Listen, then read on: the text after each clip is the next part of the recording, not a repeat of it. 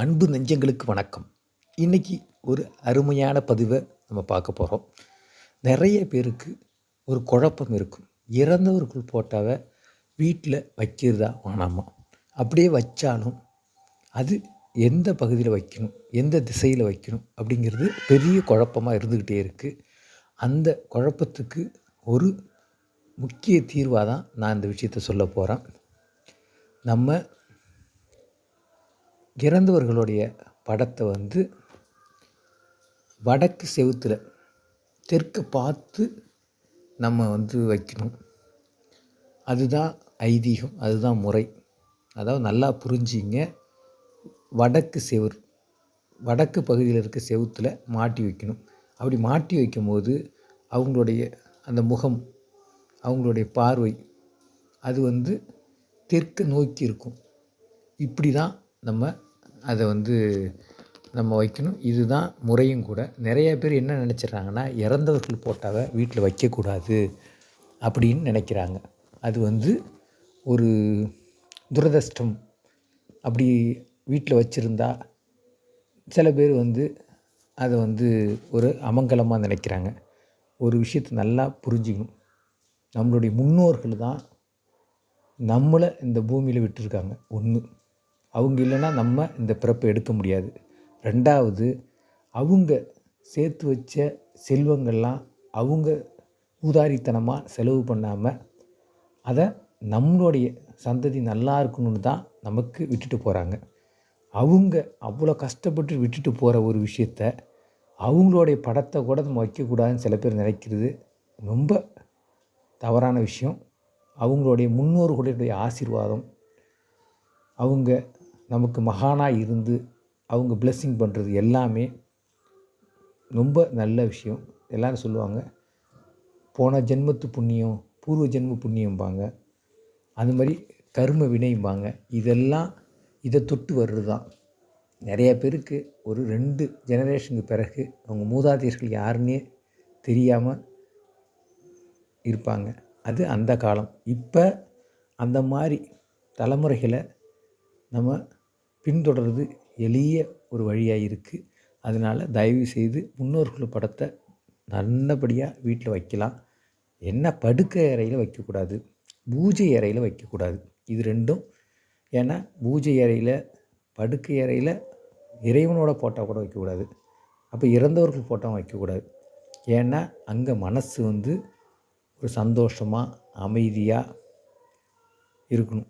அப்போ முன்னோர்களுடைய ஃபோட்டோ அங்கே இருந்ததுன்னா நமக்கு பல சிந்தனைகள், அதாவது ஃபாஸ்ட்டில் பின்னோக்கி நம்மளுடைய சிந்தனைகள் போகும், இறந்த காலத்தை நோக்கி.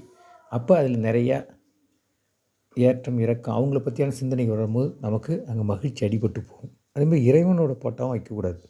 ஏன்னா ஒரு பெட்ரூமுங்கிறது ஒரு இல்லறத்தை நோக்கி உள்ள இடம்.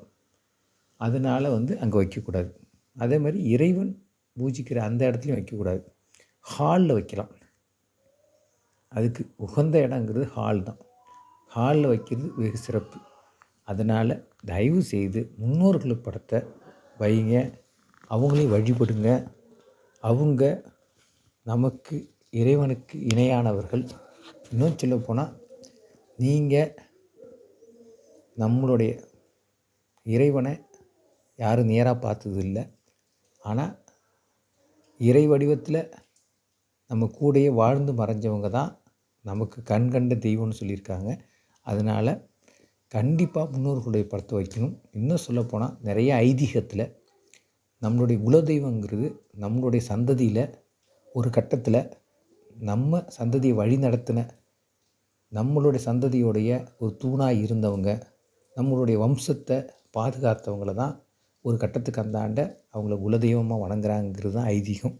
அப்படி இருக்கும்போது மறக்காமல் ஒவ்வொரு வீட்லேயும், வீட்டுக்கு வீடு வாசப்படிங்கிற மாதிரி ஒவ்வொரு வீட்லேயும் முன்னோர்களுடைய படம் கண்டிப்பாக, அட்லீஸ்ட் உங்கள் தாத்தா பாட்டிலாம் வைக்கலைன்னா கூட தாய் தந்தை உயிரோடு இருக்கும்போது அவங்கள அவ்வளோ போற்றுங்க. அவங்கள ரொம்ப மகிழ்ச்சியாக வச்சிங்க. அவங்கள எக்ஸ்ட்ரீமாக எந்த அளவுக்கு பண்ண முடியுமோ அவங்களுக்கு உறுதுணையாக இருங்க. அவங்க தன்னை விட்டு பிரிஞ்ச பிறகு அவங்கள கண்டிப்பாக அவங்கள தெய்வமாக வணங்குங்க. கண்டிப்பாக அவசியமாக வீட்டில் அவங்களுடைய படத்தை வைங்க. வைக்கும்போது மட்டும் நீங்கள் வடக்கு செவுத்தில் மாட்டுங்க. அப்போ தான் அவங்க அவங்களுடைய முகம் தெற்கு நோக்கி இருக்கும். அதுதான் கரெக்டான விஷயம், யமதர்மனுடைய அந்த இது பிரகாரம். அதனால் அவசியம் இதை செய்யுங்க. உங்கள் வீட்டில் ஐஸ்வர்யம் பெருகும், ஆனந்தம் தாண்டவமாடும். உங்களுக்கு வரக்கூடிய அனைத்து இன்னல்களையும் அனைத்து உங்களுக்கு ஆபத்துகளையும் அவங்க உங்களுக்கு அரணா நின்று தாங்குவாங்க, தடுப்பாங்க. உங்கள் வீட்டை சுற்றி நீங்கள் காம்பவுண்ட் சுவர் போட்டிருப்பீங்க, அதை விட 1000 சுவர்களை, தடுப்பு சுவர்களை அவங்க வச்சுருப்பாங்க. நம்மளுடைய சந்ததிகள் பாதுகாப்பாக இருக்கணும், ஆரோக்கியமாக இருக்கணும், சந்தோஷமாக இருக்கணும்னு அவங்க நம்மளை வழி நடத்துவாங்க. இந்த பதிவு உங்களுக்கு பிடிச்சிருக்குன்னு நினைக்கிறேன். மறக்காமல் ஷேர் பண்ணுங்கள், சப்போர்ட் பண்ணுங்கள். உங்களுடைய ஃப்ரெண்ட்ஸுங்களுக்கு சப்ஸ்கிரைப் பண்ண சொல்லுங்கள். வணக்கம்.